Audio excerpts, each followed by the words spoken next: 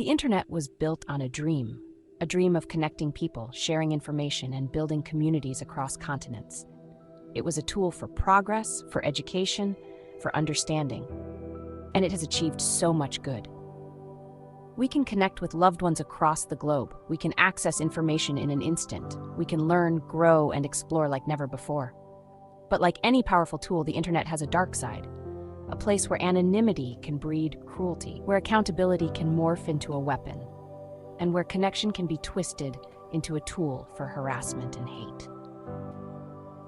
This is the side of the internet we need to talk about, the side that keeps many of us feeling vulnerable, exposed, and afraid. We need to talk about cancel culture, where individuals are publicly shamed and ostracized for their mistakes, often with little room for growth or redemption. We need to talk about doxing, where personal information is weaponized, putting individuals and their families at risk. And we need to talk about the relentless harassment, the dog piles, the digital mobs that can silence voices and destroy lives. These are not just abstract concepts. These are real experiences that are causing real pain. And it's time we shine a light on this darkness and work together to create a safer, kinder, and more responsible online world. Cancel culture is a complicated issue.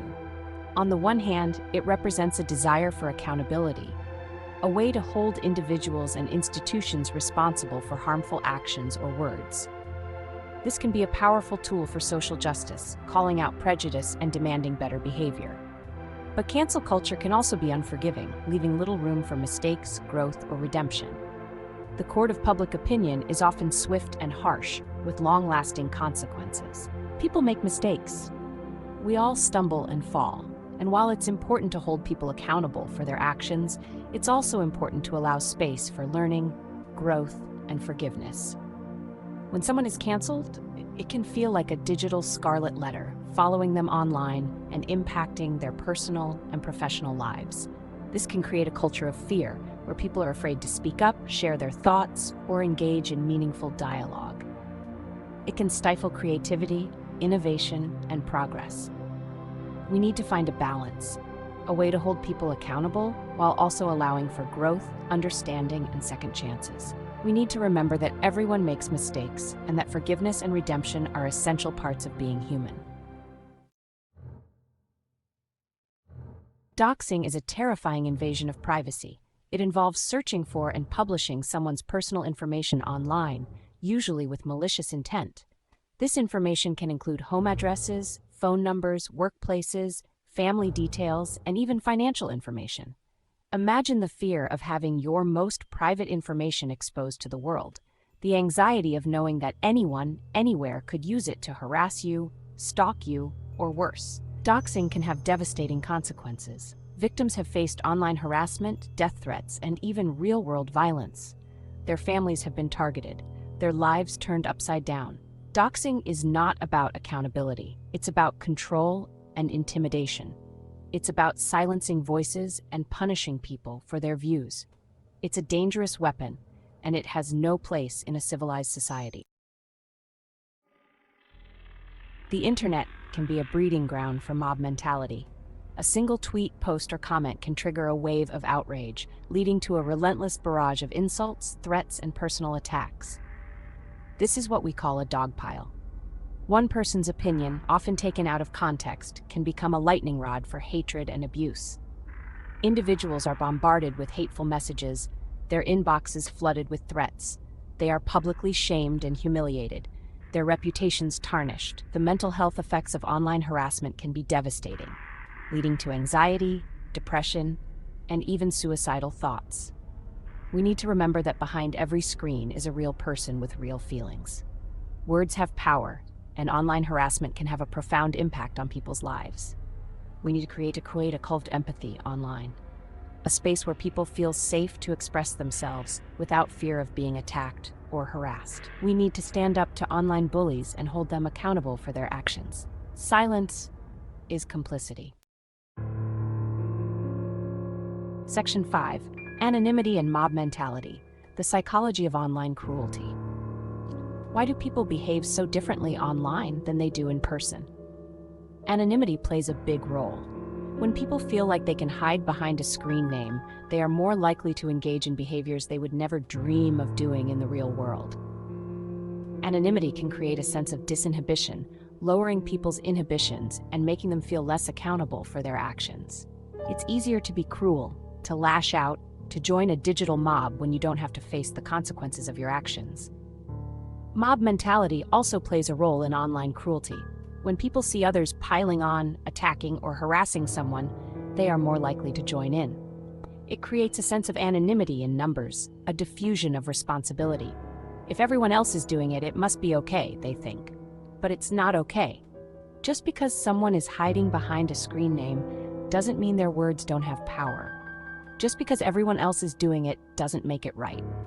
We need to remember that our actions have consequences, both online and offline. Section 6, Building a Better Digital World, Steps Towards a Safer Online Space. We have the power to create a better, kinder, and more responsible online world. It starts with each of us making a conscious effort to be more mindful of our online actions and to promote constructive dialogue. Here are some steps we can take. Think before you post. Pause before you hit send. Ask yourself, is this kind? Is it necessary? Is it true? Could this hurt someone? Be an upstander, not a bystander. When you see someone being harassed or bullied online, speak up. Report the abuse. Offer support to the victim. Promote empathy and understanding. Remember that there's a real person behind every screen. Try to see things from their perspective. Engage in respectful dialogue even when you disagree. The power of empathy. Seeing beyond the screen. Empathy is the key to a kinder online world. It's about stepping outside ourselves and trying to understand the experiences of others. It's about seeing the human being behind the screen name, the thoughts and feelings that make them unique and valuable. When we practice empathy, we're less likely to engage in harmful behavior online. We're more likely to pause before making a hurtful comment, to consider the impact of our words, and to choose kindness over cruelty. Empathy also allows us to be better allies to those who are being targeted online. We can offer support, listen without judgment, and help amplify their voices. Even a small act of kindness can make a big difference in someone's life. We need to cultivate a culture of empathy online, where people feel seen, heard, and valued. Let's make the internet a space where compassion thrives and everyone feels safe to be themselves. Responsible sharing, protecting ourselves and others. In the digital age, information travels at the speed of light. What we share online can have far-reaching consequences, both for ourselves and for others. It's crucial to be mindful of what we post and to practice responsible sharing. Before sharing personal information online, ask yourself, is it necessary? Who am I sharing this with? Could this information be used to harm me or someone else? Once something is posted online, it can be difficult, if not impossible, to remove completely. We also need to be cautious about spreading misinformation. False or misleading information can spread like wildfire online, causing confusion, fear, and harm. Always verify information from credible sources before sharing it. By being responsible digital citizens, we can help create a safer and more trustworthy online environment for everyone. Fostering dialogue, engaging with respect and openness. The internet has the potential to be a powerful tool for dialogue and understanding. We can connect with people from all walks of life, share our perspectives, and learn from each other. However, this requires us to engage with each other respectfully, even when we disagree. Instead of resorting to personal attacks or insults, let's focus on having constructive conversations. Listen to understand, not just to respond. Be open to different viewpoints, even if you don't agree with them. Remember that everyone has something valuable to contribute.